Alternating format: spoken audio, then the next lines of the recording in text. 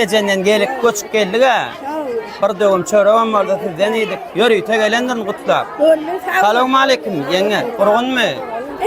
Kudok yaşa bize de nesip etsin sen yaşın yaşamak. Oğul. Şumat beylek biz möyüne varmalım toyu.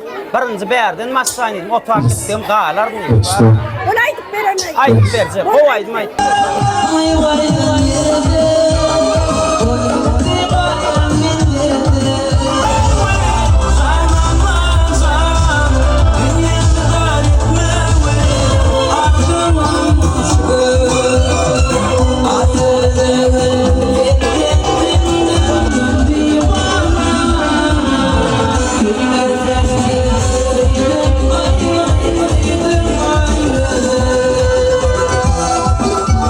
Radece Peygamber yastoyun kutlu olsun.